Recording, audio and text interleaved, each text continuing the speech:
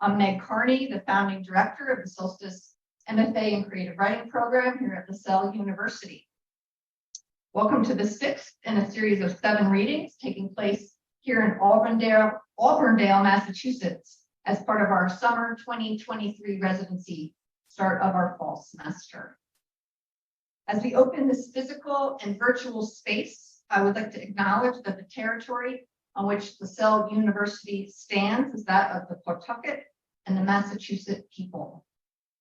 LaSalle's campus is a place to honor and respect the history of the Native and Indigenous communities who continue to reside in the area currently known as Massachusetts, and the continued efforts of their community leaders to ensure that that history is not oversimplified or lost.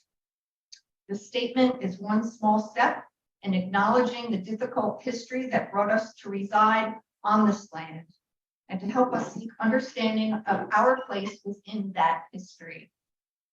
Ownership of land is itself a colonial concept, and we acknowledge that the ideal restorative measure is to return land to Native peoples. The Solstice MFA program of LaSalle University seeks ways to be part of a better future going forward. And as we grow, we pledge to seek out Native writers for our faculty and our guest faculty. And meanwhile, we have established the Debuse Fellowship for Native and Indigenous writers, which will be granted to an incoming Solstice student annually. We hope to inspire others to take action as well. One way you might do so is to consider a gift to the Native Land Conservancy based in the area currently known as Mashpee, Massachusetts. And more information is in the chat and can be found at nativelandconservancy.org. And now for tonight's reading. First up, we will have a special guest and young people's novelist, Lisa Stringfellow. She's a returning guest. We're really glad to have her here in person this time. She will be introduced by Solstice alum Lisa Sullivan. Then special guest and fiction and creative nonfiction writer, also a returning guest here for the first time in person with us, Shu Si, will be introduced by Solstice alum and creative nonfiction writer Cassie Robico.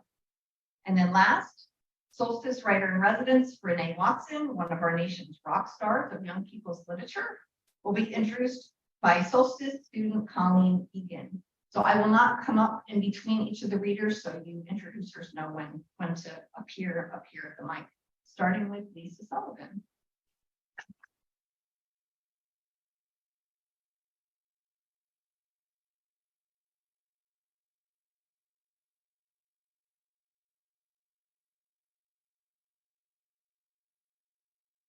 School. You know, they really don't make it for short people. Yeah.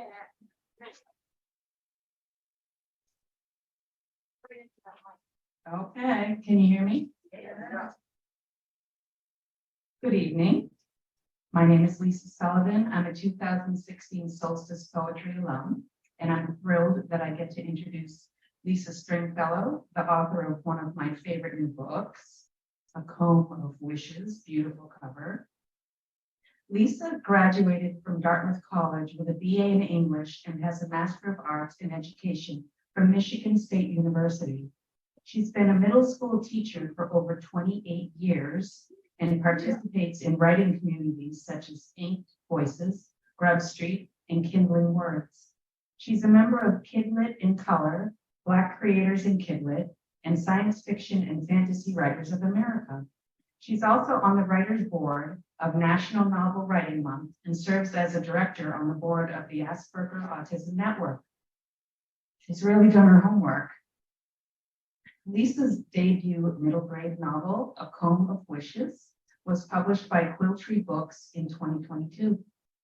It has won or been nominated for so many awards, I will run out of time if I list them all. But to name a few, it was chosen as an Indie Next Kids title, was a 2022 Bram Stoker Award nominee, a 2022 New England Book Award finalist, a 2022 Nerdy Book Club Award winner, and has been nominated for a 2024 Rhode Island Children's Book Award. In addition, before A Comb of Wishes was even published, Lisa received the inaugural 2019 Quilly Color of Children's Literature Manuscript Award. A presser on her very awesome website, lisastringfellow.com, describes A Comb of Wishes as a mesmerizing debut novel set against the backdrop of Caribbean folklore about a grieving girl and a vengeful mermaid who both must grapple with impossible wishes, redemption, and magic formed in love. Lucky for us, Lisa's second middle grade novel, Kingdom of Dust, is forthcoming in summer 2024. We at Solstice are honored to introduce Boston's own Lisa Stringfellow.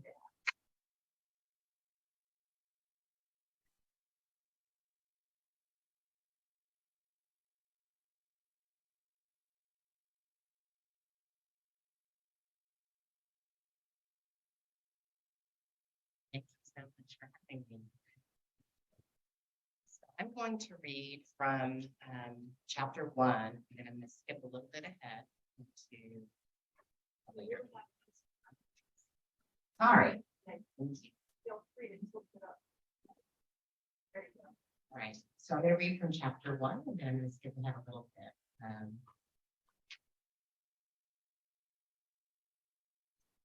Chapter 1, Crick Crack. I say crick, you say crack. Crick crack, this is a story. Down past the islands lit by the sun, beyond twilight swells of dusky sea, through midnight veils, the crushing abyss, another world hides under waves, the other side of the mirror, as it's known. Through these depths swam a sea woman. The full moon rose and spilled its milk into the water, and light glimmered over dark brown skin. Her scales flashed green and gold. Foreboding drifted on the tide and urged her on. When she reached the cavern, a quiet struck her first. No gentle trill greeted her as it usually did. In her hiding place, only a broken tumble of rocks and stones remained. Hope dissolved as she groped through the cavern, trembling. Her tail fins thrashed as she plunged her arms into every corner. But the silence told her the box was gone. Her pupils narrowed into dangerous slits. The sea woman rode the cold current into the briny deep. She would reclaim the box, and what was inside, she must.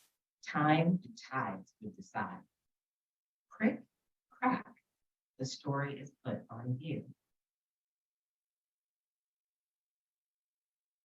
This is part of chapter 4.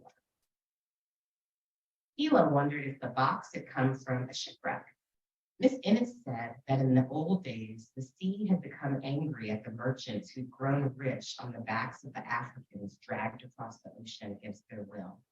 Storm after storm often battered the islands and ports, and St. Rita's waters bore the scattered bones of several trading ships from long ago. Currents were strong. Tossed in the ocean, the box may have tumbled for ages. Thinking about shipwrecks reminded her of her mother. Mom might have known a story about old boxes hidden in the sea. It had been her job to collect stories, mysterious and magical, from all around the islands. Mom's great granny had been a storyteller, just like Miss Innes, and like Lissy would be someday. She had once told Mom about a girl, a long, long ago aunt, who was swept away by the sea and lost forever. When Granny Montrose died, there was no one to keep the family stories except Mom. She had made it her life's work to save them. Guilt still pinched. It was a job Keela hadn't appreciated. No matter how hard she wished, she couldn't take back what she had said to Mom. The slamming front door and the echoes of her words, I hate you, hung in the air. She couldn't jam the replay of that last morning with her mother any more than she could stop the heavy tightness in her chest. So what did it matter? Keela stuffed the box back into the canvas satchel. Her fingertips tingled. She couldn't fool herself. It did matter. Something inside the box had called to her, led her to its hiding place deep in that cave. But why? She glanced at her bag. Whatever was inside better be worth the trouble she would be in, was Pop signed out. Chapter 5, Under the Pier. Pop returned before the worst of the storm hit. Windows rattled through the night, and he and Keela decided to keep each other company. She curled up on the thread-worn couch, and Pop stretched out on the floor next to her, his two big feet poking out from his blanket. But she couldn't sleep. The mystery of the box and everything that had happened swirled in her brain. Keela got up and retrieved an old book tucked on a shelf. She turned on the lamp and sat cross-legged with the book in her lap. It was a collection of Caribbean folk tales that Mom used to read her at bedtime. The faded blue fabric of the cover felt soft and warm beneath her fingers. She flipped carefully through its pages and smiled. The race between Toad and Donkey. The story had made her laugh when she was little. Toad agreed to race Donkey to win a prize from the king.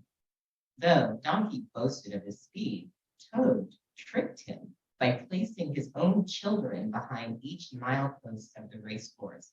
Every time Donkey thought he was ahead, one of Toad's children jumped out and yelled, "Jinko-roo, jinko-jinko-jinko." Donkey mistook them for Toad and ran faster. Eventually, poor Donkey gave up because he thought there was no way he could win. Other stories sent chills through Keela.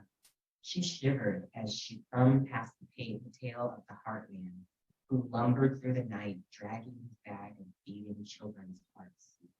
She finally turned to a story that she knew by heart. One Mom had told her so many times as they picked their way along the beach looking for sea glass. As she read, Keela could almost hear the easy lilt in Mom's voice rising through the words. It is said, when the sea folks first fanned their tails, the sea gathered them close. Children, all of my waters are yours, but beware land walkers. Stay in the cradle of my waves, far from the harm they might bring you. But her children did not listen. They were stubborn like the sea. One daughter loved to watch the ships of men. With black locks that trailed like the tentacles of an anemone, she swam along and marveled. Soon, one landwalker caught her eye, a captain.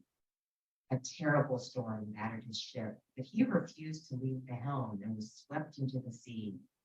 The sea woman calmed the waves, and the captain survived. She swam him to the shore, but he refused to let her return to the sea. His people dragged her to the land and put her in a cage. She cried to be let go, but they only laughed and marveled at her tale. She soon died of a broken heart, longing for her sea home. Her mother and sisters cried in their grief. Their tears shimmered in the water and turned to glass, salt and light, fragments of broken hearts, mermaids' tears. Keela closed the book and leaned back. She pictured the sea folk, crying in despair, and their beautiful tears washing to the shore, love and loss bound together. Pop stirred on the floor. "What are you doing?" he murmured. "Just reading," Keela replied. He glanced at the book's cover and chuckled. "Those again? I thought you'd be tired of that book." "No." Keela lay down again, pulling her blanket high.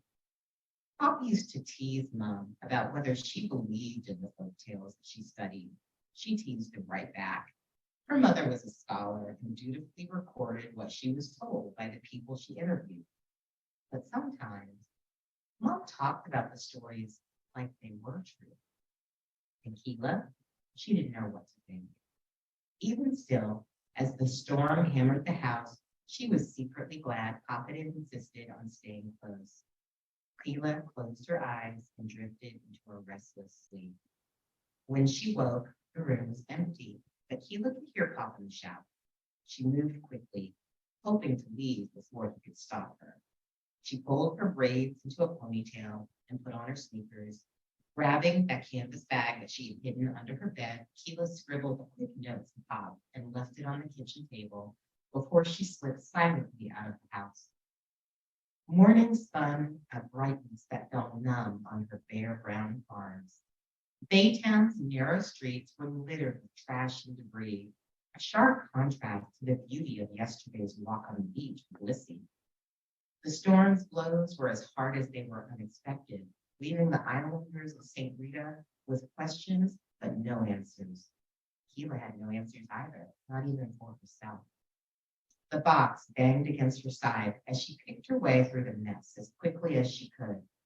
A familiar feeling loomed like a tight walk. Breathe, balance, focus, routines.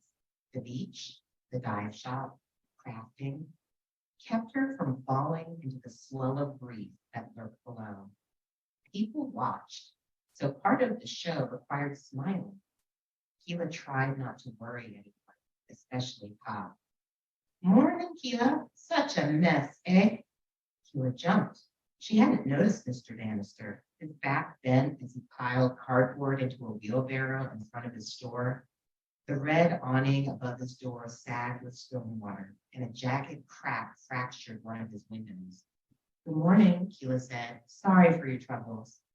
Mangoes, papayas, ackies, and other produce crowded plastic bags waiting for dry boxes. Ah, Miss Innes sent Lizzie down to help me. You just missed her. Removing his green summer cap, he mopped his sparse hair with a kerchief. I don't see you two together much. Used to be thick as thieves. Of course the grocer would notice. Everyone had. Even Keela half expected to see Lizzie laughing at her side like she did when she had a joke to tell Keela. Not anymore. But that was Keela's choice, and it hurt. I'm heading to see her now, Keela lied. Ah, that's good. Take care, Mr. Bannister said kindly as he returned to his work. Keela skirted other storefronts, and despite what she told the grocer, she scooted past Miss Innes's familiar shop on the corner as well. Pop, Lizzie, she didn't want to talk to anyone right now, except maybe Mom. Salt hung in the damp air as Keela tightened her grip on the canvas bag. Fishing boats leaned along the docks, lines tangled low in the water. Even their paint, a rainbow palette of Caribbean shades, was beaten. She needed to examine the box again, and she could think of only one place that was safe. Foam lapped her toes as she walked the water's edge. On the hill above her, Baytown Harbor Resort bustled. Workers had quickly cleared a section of the boardwalk and the beach closest to the hotel. Now joggers zigged through the wet sand and families loaded with towels and children made camp. She moved faster and kept her eyes focused ahead. In the shade beneath the piers, she walked through the rough sand.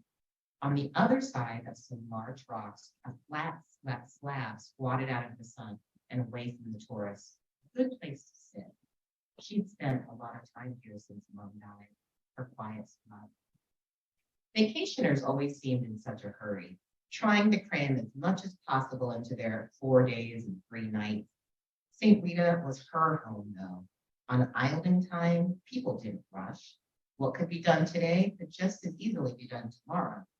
At least that's what she used to think. Maybe the tourists weren't as foolish as she once thought. Hidden from view, she lifted the bag from her shoulder and took the box out. The possibility of magic existing had rarely entered her thoughts before now. In her sadness, Keela wondered if Mom had led her to the box. She wanted to believe. As Keela reached for the lid, the rough wood hummed under her touch and breathed an almost inaudible sigh. The lock gave way as she lifted and the box swung its decrepit mouth wide. How did it do that? She wondered. Briny seaweed was coiled inside to form a damp nest. The clammy strand slipped through her fingers as Keela pulled it out. A gleam of white flashed. She tugged more quickly, and when the muck was removed, she stared at what was left. A clone. It spanned the length of her palm and glinted white as bone. The upper tier was carved in an intricate openwork pattern with borders of zigzagging lines. The base barred 13 sharp tines that mirrored the top arch. They reminded her of teeth. As soon as she touched it, a strange sensation shot into her fingertips and snaked through her arm. Around her, the pier vanished. The fractured image burst through before her eyes, the looming outline of a boat overhead. A girl, brown skin and blue lips, ghostly in the watering light. A thin arm stretched beseechingly, a small light emerging from her mouth, a whisper and a flash of gold. The vision evaporated as quickly as it had appeared. Keela gasped and blinked. The girl had seemed slightly older than her, with clothes from a different time. Her plain cotton shift and bright orange module skirt had billowed in the current, but it was her eyes that Keela remembered most, soft and brown, like her own. Keela dropped the comb in the box and shut it, struggling to bring herself back to reality. She was sitting on a rock slab at the beach, under the pier, hugging her arms to her chest. She hoped to keep the strange dream away. Magic, the only explanation that made sense, and not the kind in Mum's old book, the one of tricksters and talking animals. This was real. Her thoughts whirled as she tried to understand what she had seen. What if everything she had thought was wrong? Maybe she hadn't found the box. Maybe it found her.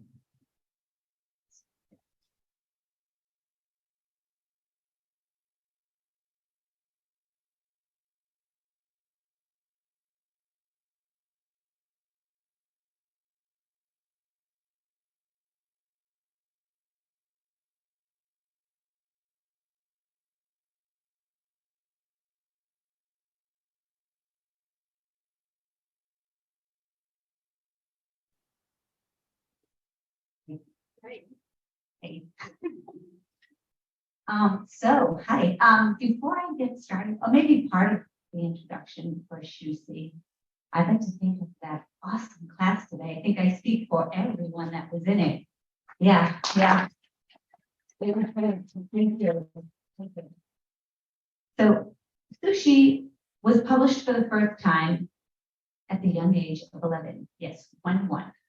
Since then, she has been very busy. She is the author of 15 books, including 5 novels and 8 collections of short fiction and essays. Her most recent, Monkey in Residence and Other Speculations, which I believe we'll be hearing from tonight. She was also the editor of 4 anthologies of Hong Kong writing in English. She has received many honors and awards for her writing, among them the O. Henry Prize for Story, the shortlist for the inaugural Man Asian Literary Award for her novel Habit of the Foreign Sky, the Cohen Award from Plowshares for Best Story, an NYFA Fiction Fellowship, and she was the South China Morning Post Story Contest winner. In 2009, Shusi was elected faculty chair at VCFA's MFA in Writing. The first woman, ethnic minority, and foreign-born U.S. national to hold that position. She is the founder of Asia's first low residency MFA program based at the City University of Hong Kong. She co-founded Authors at Large and is currently the Jenks Chair in Contemporary Letters at College of the Holy Cross in Worcester, Massachusetts. At a time of existential disbelief, she used that word today in class, she uses her worldview dark humor not only to entertain, but also disturb, writing about the inequities and abuse of power in public as well as personal, issues around sex, politics, history, and race. And one more thing that I'd like to mention, being in a room full of writers, in an interview with Compulsive Reader, she was asked about her most interesting writing work. Here's what she said. To write, I need to get the housework done. Whether it's doing dishes, ironing clothes, or cleaning house, I cannot leave a mess and try to write. So getting up in the middle of the night to write works for me because at that hour, the housework is usually done. Fellow writers, get cleaning, and please give a warm welcome to Shusi.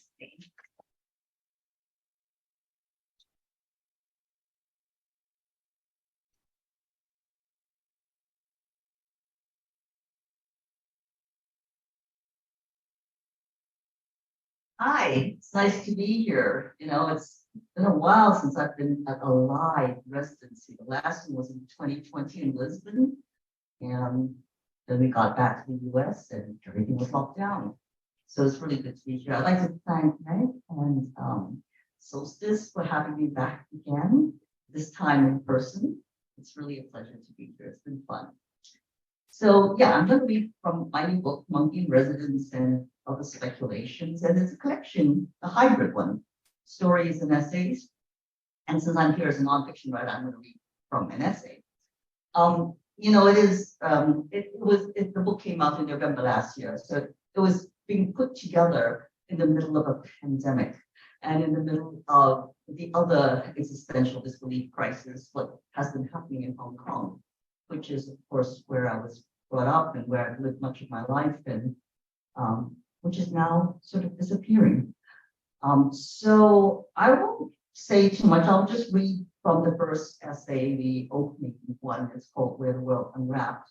And I don't think I need to explain anything there. You'll hear some Chinese, mostly Cantonese, and only towards the end is there a little Mandarin. Cantonese is the language we speak in Hong Kong. Here we go. Where the World Unwrapped. 拆開世界. We were not truly native, but we were resident. We were not expatriate, but our passports were foreign. We were not temporary, but we were not permanent. Only a few live in Hong Kong now, but we all look back at the city as home, because this was our city, where the world once unwrapped all of our senses, the city whose cheese still exhales the universe of dreams. There could never have been a better childhood, we say on Zoom and via WhatsApp, now that international travel has been wrested from our lives since the advent of COVID. We were all girls there once. We, part Chinese, not quite Chinese, locally born other, mixed race or Eurasian. We Portuguese, English, Indian, Laotian, Malaysian, Indonesian, Danish, Spanish. We whose family arrived from many corners of the world. These days we lose count.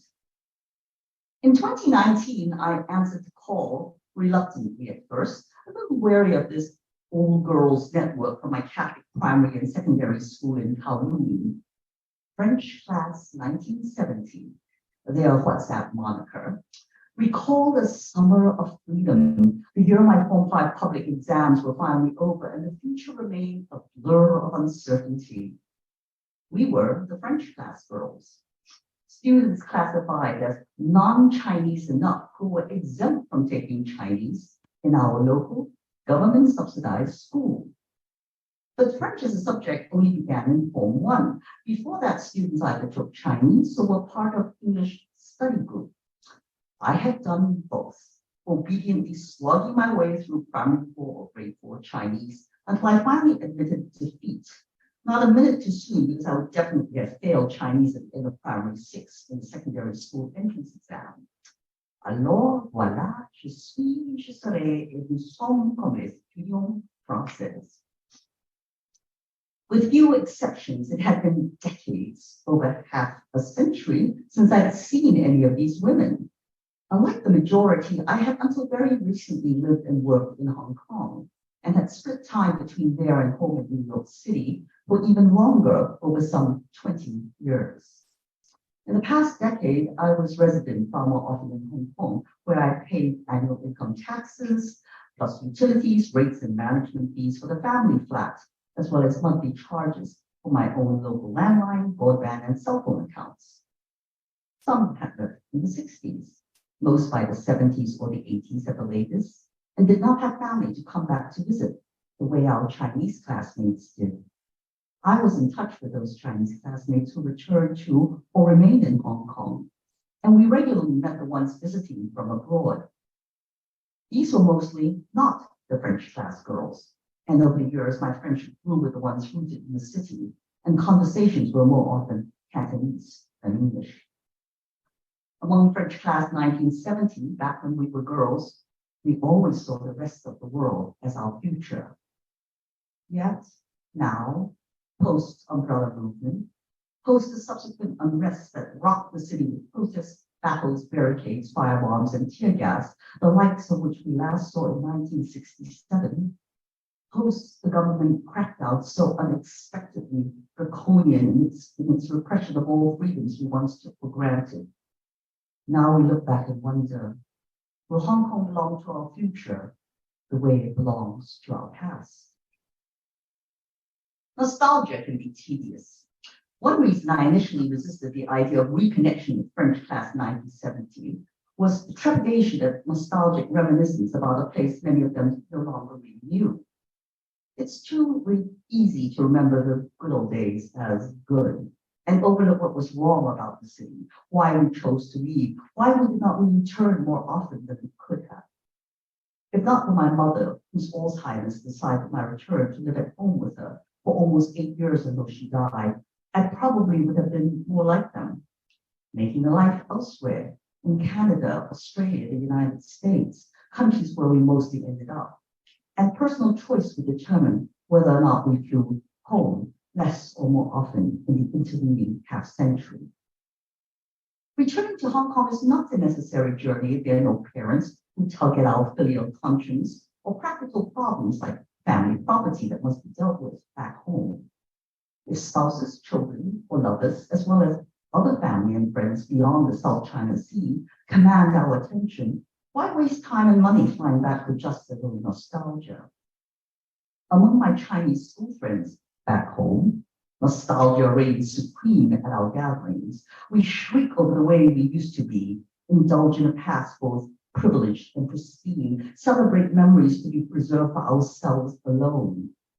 Our laughter peels through restaurants where other diners wonder if we've gone mad.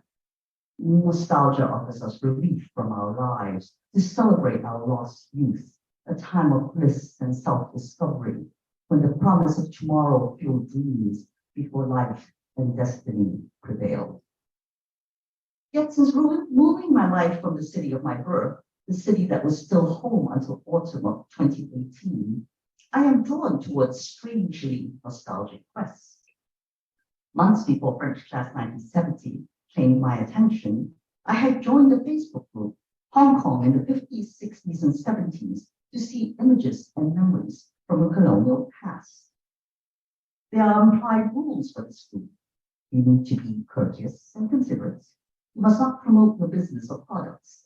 And above all, you are not welcome if you wish to debate political or other issues of today, because this is all about a Hong Kong that no longer exists. Clear boundaries are reassuringly definitive. A colony is not independent or self-determined. There is separation between colonizer and colonized. All residents or belongers of the city are not created equal, and we do not pretend to be.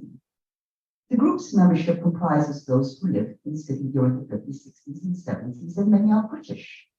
This slice of time ensures we share similar memories and can celebrate the city as it once was. When I reflect on the past with this hint of sentimentality, if I had not been so privileged, sentiment often arises from privilege because rose-colored lenses readily prevail. It is not only about money and class, although these do play a significant role, because even poverty may be sentimentalized in a city where rags to riches, or at least lower to middle class, is the journey for many.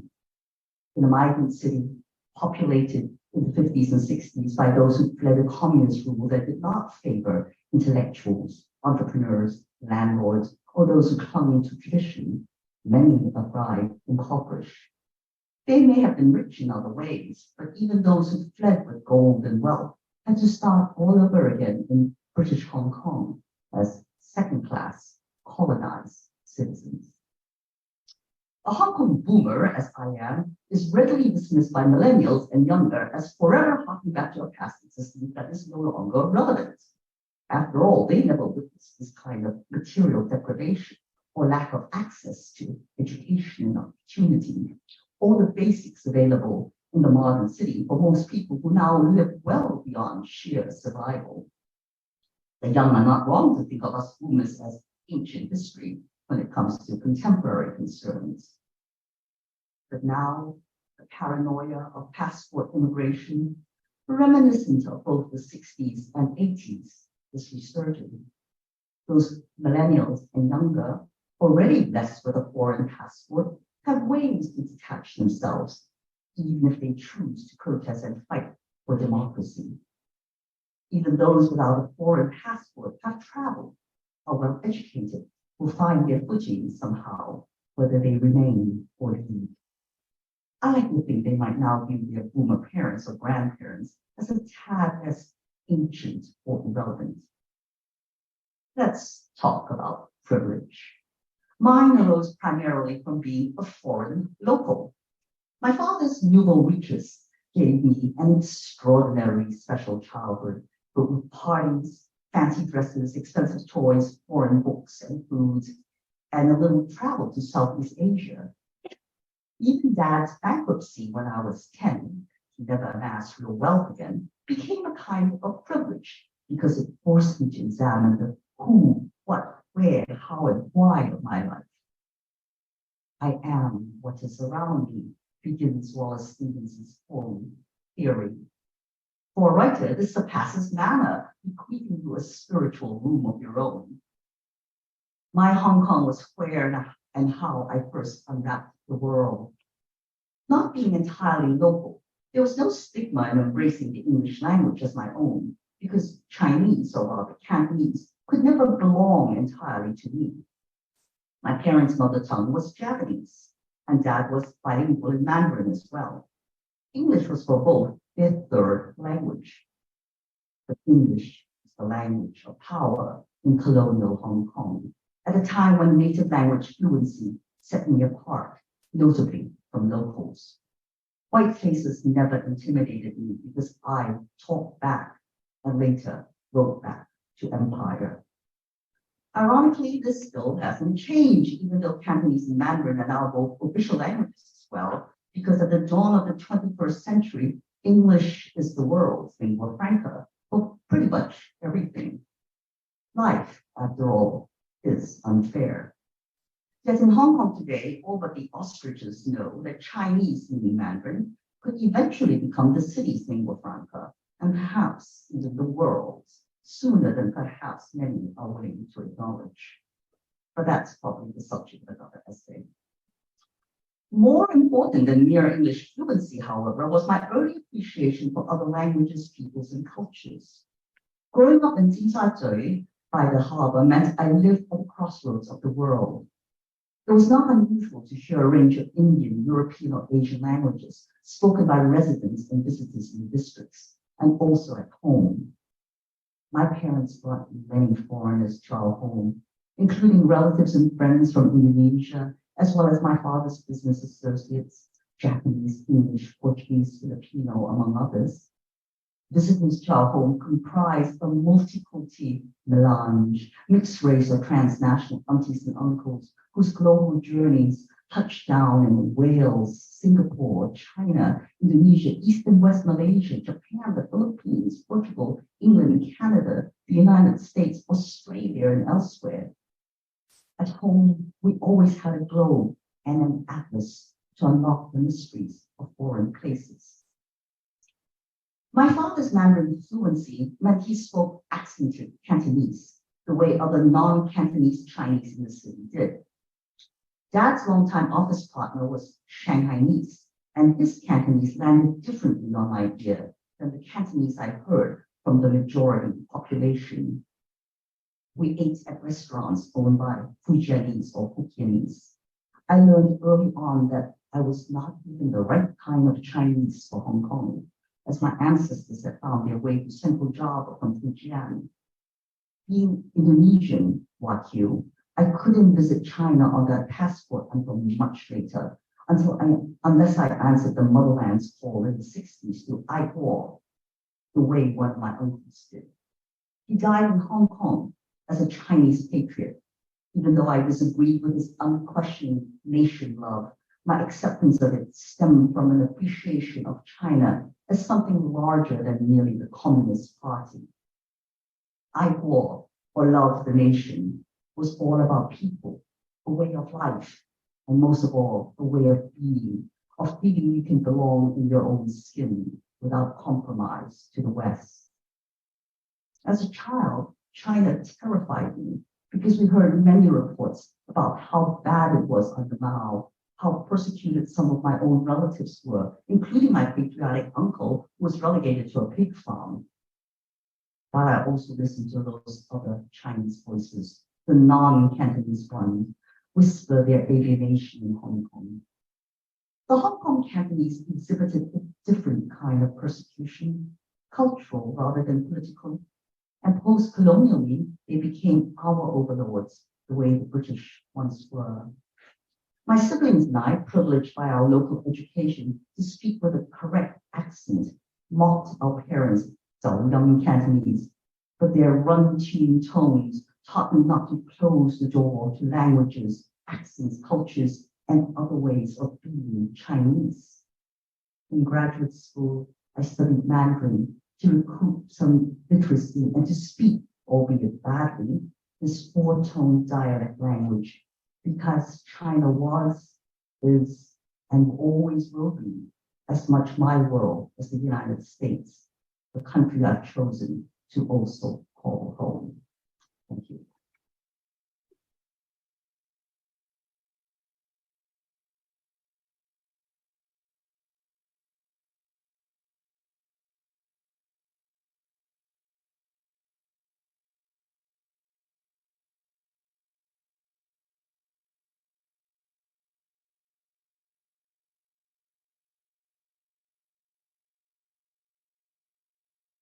So I have to be honest, I'm a little starstruck doing this right now. I imagine Q sending me this email asking me to introduce Renée Watson with like the little evil finger pyramid.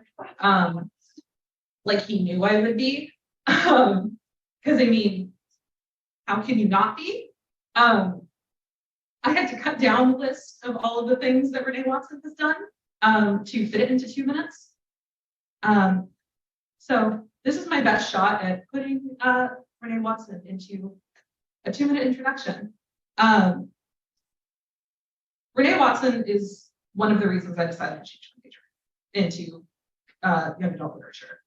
I watched her speak last year, and after that day, I was like, cool, I know what I'm doing. Because how can you not, when she's given lectures at the United Nations, the Library of Congress, and the US Embassy in Japan, the easiest way to explain Renée Watson is that she is a beast. She is a #1 New York Times bestselling author and sold over 1 million copies of her work. She's written a number of books, including Love is a Revolution, Some Places More Than Others, Watch Us Rise, Betty Before X, Piecing Me Together, This Side of Home, and What Mama Left Me. She's published 3 books in her Ryan Hart series, including a 4th upcoming, Ways to Build Dreams, which will be published on October 17th of this year. She's been featured in numerous anthologies, including Teaching for Black Lives, The Other F Word, a celebration of the fat and fierce, and Rhythm and Resistance, Teaching Poetry for Social Justice. Renée received a Coretta Scott King Award and a Newbery Honor for her young adult novel, Piecing Me Together. Renée Watson has also written several children's books, which we're going to hear from some today, including Maya's Song, Harlem's Little Blackbird, Born on the Water, a 1619 project, and A Place Where Hurricanes Happen. On top of being a fabulous author, Renée Watson has a passion for helping young people use art to cope with trauma and social justice issues. She has over 20 years experience teaching creative writing and theater at public schools and community centers throughout the nation. She founded the I2 Arts Collective, which was a nonprofit house, the Harlem home that Langston Hughes lived in for 20 years. Watson is a member of the Council of Writers for the National Writing Project and is a member of the Academy of American Poets Education Advisory Council. If this isn't enough on her plate, Renée Watson is also a writer in residence here at the Solstice MFA program. She is a kind, compassionate, and generous person who tells stories for those who need to hear it most. Please welcome to the stage the fierce and inspiring Renée Watson.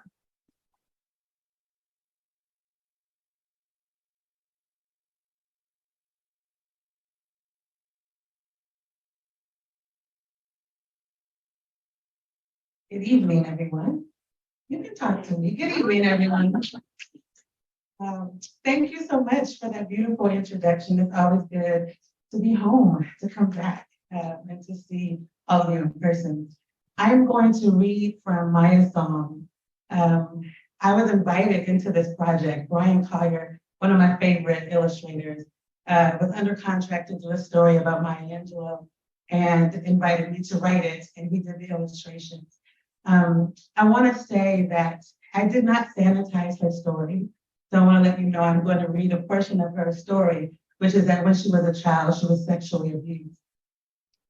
She was abused at the age of the young people that I write for. So I felt that it was important to keep that in the story because so much of what makes her great is that the very thing that tried to silence her and take her voice away is what we know her for, her voice. And so I want young people who might be going through similar things at that age to know that the trauma that has happened to them does not have to be their only story. And I want us all to think about what else tries to silence us and that we can speak and speak loud. Maya's song. April 4th, 1928. Marguerite Annie Johnson was born on an ordinary day, a St. Louis Wednesday caught between winter and spring. Her papa Bailey loved her so. Her mother Vivian loved her too. Her brother Bailey Jr. loved her most. He called her Maya. She's Maya's sister, Maya's new best friend, Maya's favorite person in the whole wide world. A Black girl born in a world that didn't love Black girls. Born in a nation divided. White folks over here, colored folks over there. A Black girl born crying, like all babies do. Hush now, Maya's mother whispered. Shh, Papa said. But her brother, he didn't mind all the noise at all. Bailey let Maya cry as long as she needed. He thought maybe his baby sister was trying to tell him something. Figured a baby girl crying so much, so loud, must have something to say.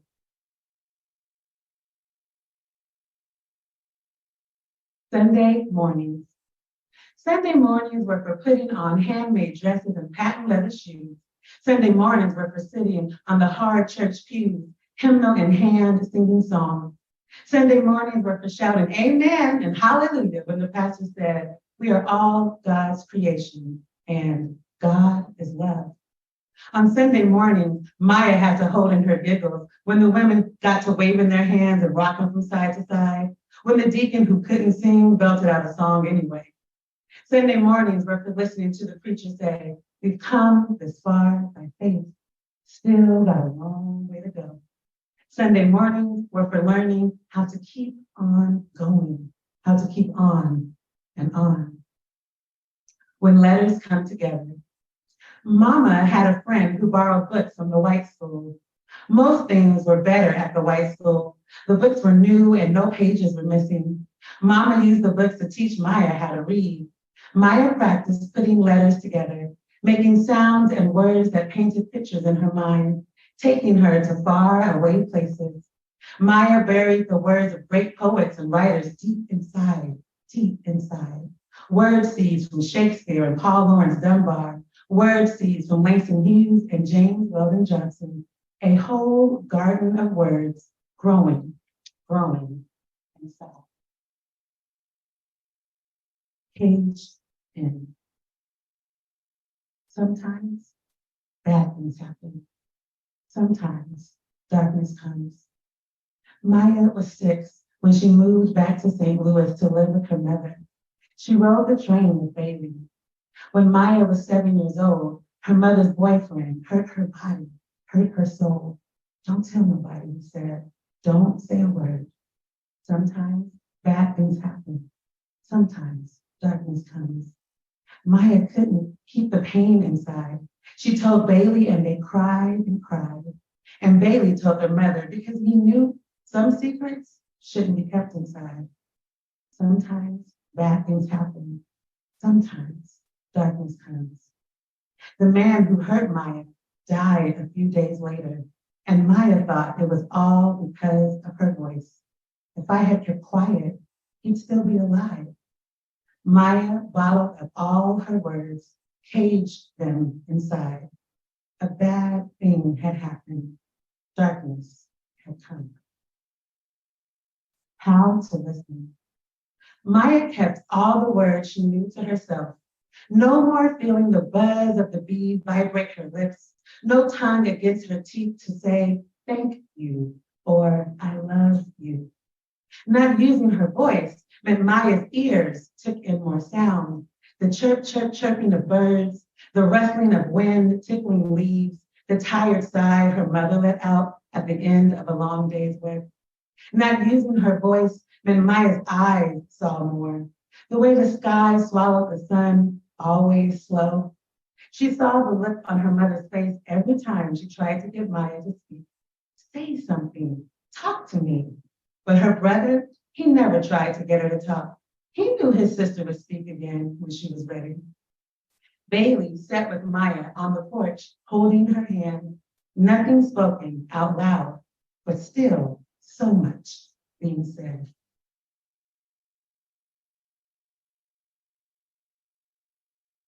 Silence. No words came out of Maya for 5 years. For 5 years, hundreds of thousands of words came in. What Mama Annie said. While Mama brushed Maya's hair and oiled her scalp, she whispered in her ear, listen, child, I know there's nothing wrong with you. I know the good Lord just letting your voice rest because he's going to use you all over this world. Listen, child, you're going to be a preacher, a teacher. You're going to travel this world, child. Yes, you are. Once you start speaking again, ain't nobody going to be able to shut you up. What words do. Sometimes words get stuck in the throat. Sometimes words itch the tongue, beg to come out, rise, but then it's swallowed by fear, by shame. Sometimes words nest in the mind, swirl round and round, tangle themselves with emotions, memories. Sometimes words beat fast in the heart, putter, putter, tap, tap, knock. They beg to be spoken, to be heard. Sometimes words are patient. Like tiny seeds, they wait underneath soil. They are in no hurry, no rush. When it's time, they will bloom. Poetry is meant to be spoken. Miss Flowers, a family friend, had Maya over for tea, cookies, and lemonade. You gonna talk to me today? She asked. Maya didn't say a word. Well, if you won't talk, let's see what the poets have to say. Miss Flowers read poetry out loud to Maya.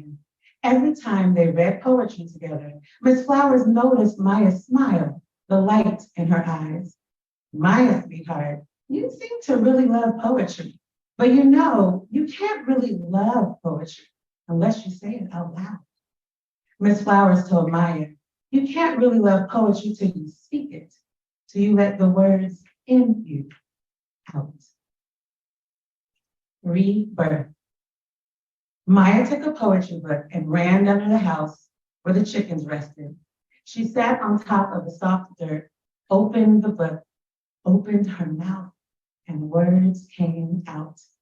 First in a whisper, then in a shout. They leaped and danced and bloomed out of her, saying, listen, listen, we have something to tell you. How to build a world. Words poured out of Maya, and she felt revived. A whole world of words had been growing inside. She believed people became what they said. So she chose her words carefully, planted powerful affirmations in the world. Words like forgive, like kind. Words like brave, like powerful, like phenomenal. Words like faith, like dream, like free.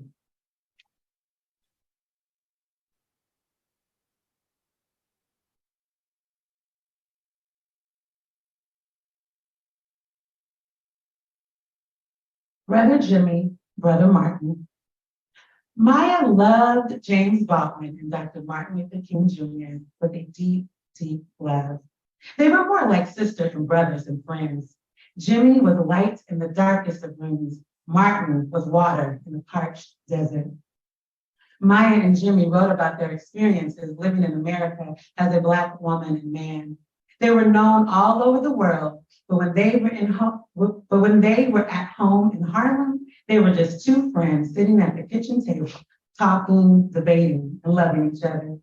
Maya believed in Martin's vision. She organized a musical review called Cabaret for Freedom and donated all the money to the Southern Christian Leadership Conference to support Dr. King's dream. Their friendship was an anchor, kept them steady, kept them trusting that a change was going to come. Freedom was coming soon.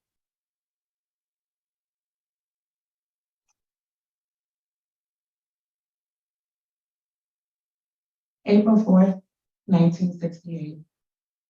Sometimes bad things happen. Sometimes darkness comes. Dr. Martin Luther King Jr. was assassinated on Maya's birthday. Coretta lost her husband. 4 children lost their father. The world lost a leader. Maya no longer had her friend. Maya no longer had her joy. Maya no longer had her voice. For 5 days, Maya didn't leave her house.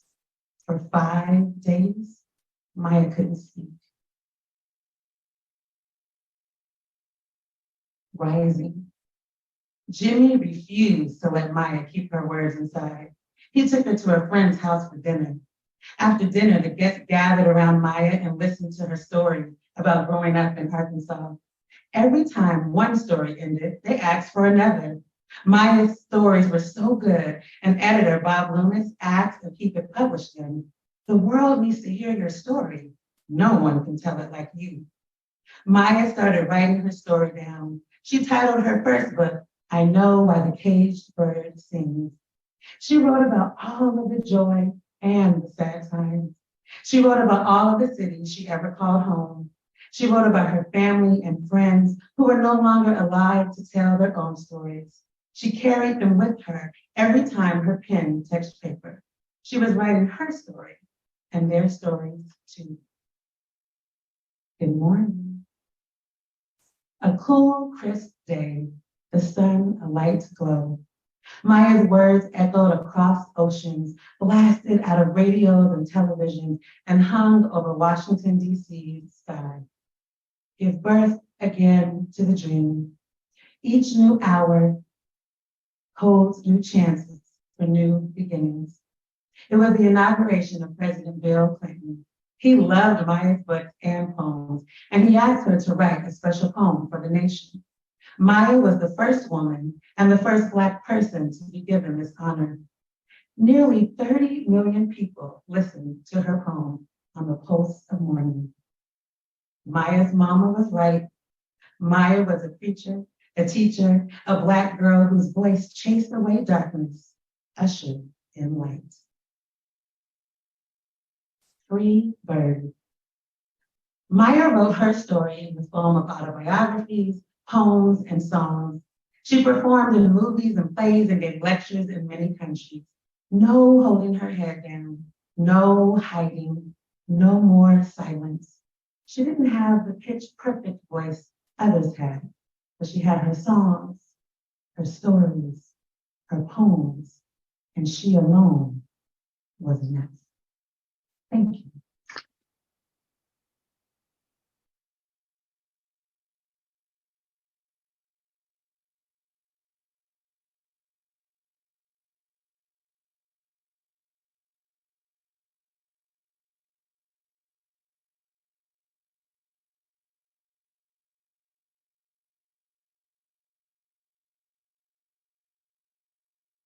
We have one more round of applause.